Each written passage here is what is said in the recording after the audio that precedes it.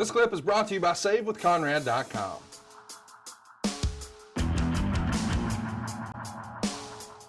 Really, a question I've never even thought to ask you comes to us from Brandon. He says, how do you think John Cena's 16 title reigns measure up to Ric Flair, and should he ever break Ric Flair's record?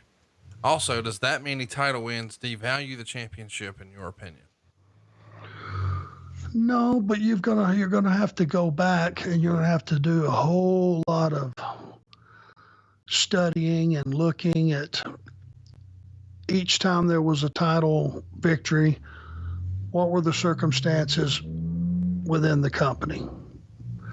How long it had been since there was another title switch or another title victory, and what were the angles when Rick was winning these world titles? Were they jump-starting business within the company he was working for? Were they a huge shot in the arm? Were they slingshotting a guy to superstardom? And you look at John, his victories, what was the story surrounding him?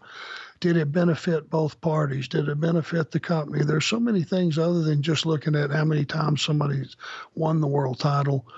What were the circumstances? If they were company altering and they helped a handful of people by doing that, well, then it was the right thing to do.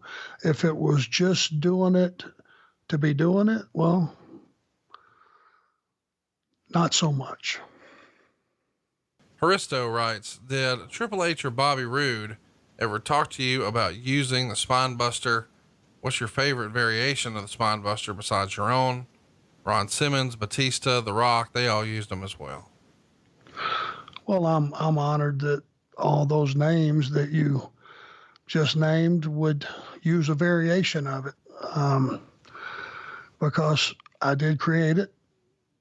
I used it for a lot of years before anybody came behind me and used a variation of it. And that's some pretty big names.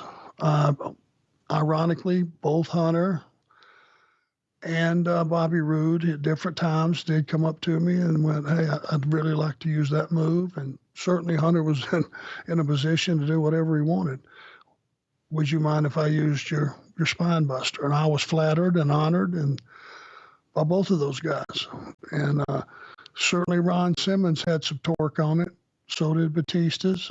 And there are a lot of guys that do my variation scattered around, the Rhinos of the world. And C.W. Anderson, I'm sure, uses it. I haven't seen him work, but I'm sure he does. And I'm honored that they would think it has enough value to put it in their match. Yeah, I mean, the Spinebuster is always going to be synonymous with you. Hey, it's Conrad Thompson. Thanks for checking out the podcast here on YouTube. Be sure to hit the subscribe button and the notifications bell so you get a notice anytime we upload some new content. And go save yourself some money right now. If you're in a 30-year loan or you have credit card debt, it's not a matter of if I can save you money. It's a matter of how much. Find out right now for free at SaveWithConrad.com.